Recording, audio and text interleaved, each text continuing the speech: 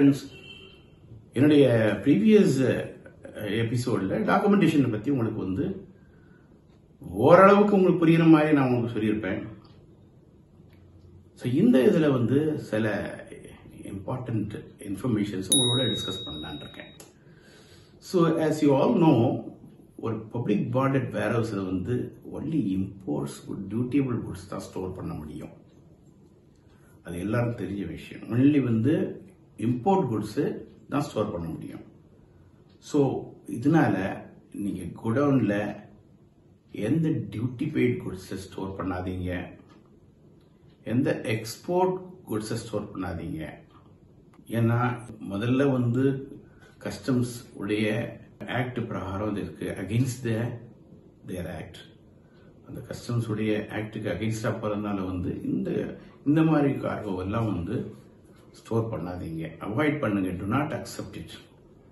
And மெயினா வந்து section 49 cargo வந்து நீங்க பாண்ட் செக்ஷன்ல இருந்தோ இல்லைன்னா வந்து உங்களுடைய ஃப்ரெண்ட் சர்க்கிள்ல இருந்தோ நீங்க அக்செப்ட் பண்ணீங்கன்னா என்ஷூர் தட் அந்த கார்கோ சீக்கிரமா டெலிவரி எடுத்துருவாங்க அப்படிங்கிற ஒரு நம்பிக்கை இருந்துச்சுன்னா then you can receive the cargo.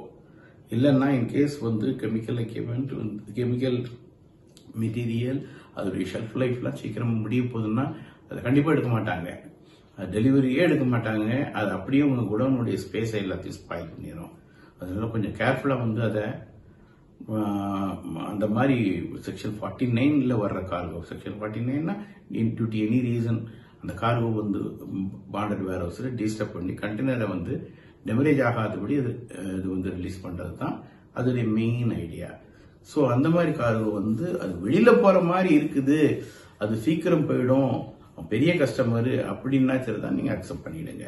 இல்லைன்னா வந்து கெமிக்கல் ஷெல்ஃப் லைஃப் வந்து ரொம்ப கம்மியாக இருக்குன்னா கண்டிப்பாக ஈவன் இஃப் இட்ஸ் பெரிஷபிள்ஸ் அதையும் அக்செப்ட் பண்ணுறது கொஞ்சம் பண்ணாதீங்க எனக்கு தெரிஞ்ச வரைக்கும்.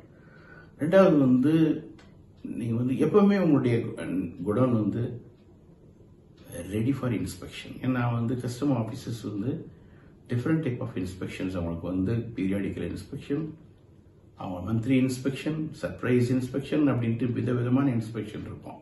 பாண்ட் ஆஃபீஸர் வருவார், சூப்பரண்ட் தனியாக வருவார், பாண்ட் ஏசி தனியாக வருவாங்க. ஸோ அதனால வந்து ஆல்வேஸ் ஆன்டிசிபேட் தேர் இன்ஸ்பெக்ஷன்.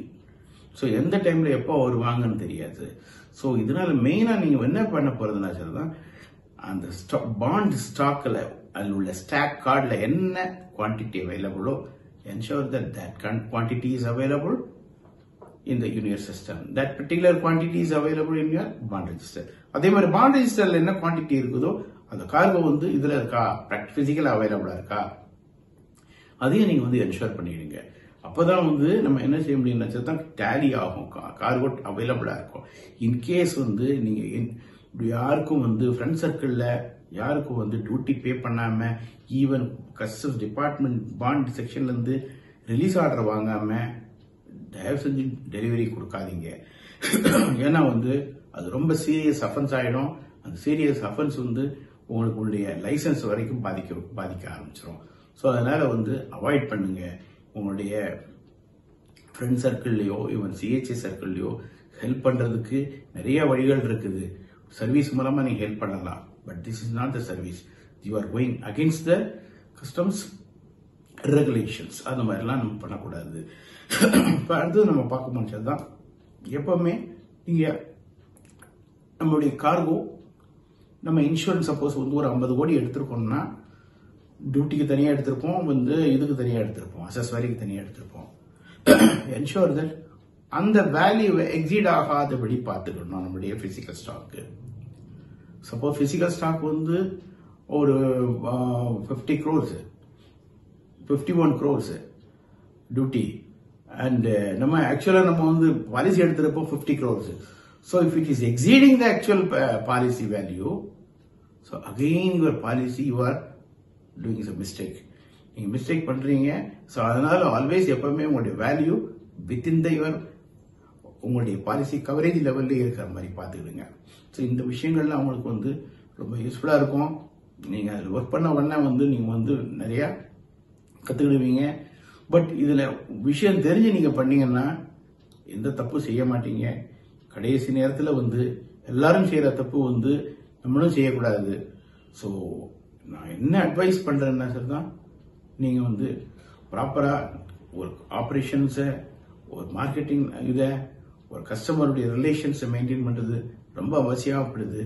அது வந்து சரியான முறையில் நீங்க பண்ணுங்க. நான் என்னுடைய வாழ்த்துக்கள் உங்கள் எல்லாருக்கும்.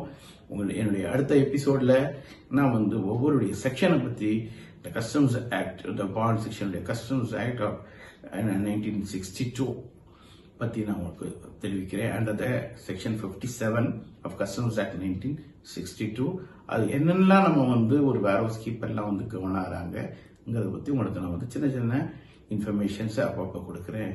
Have a nice day. Thank you very much. Bye.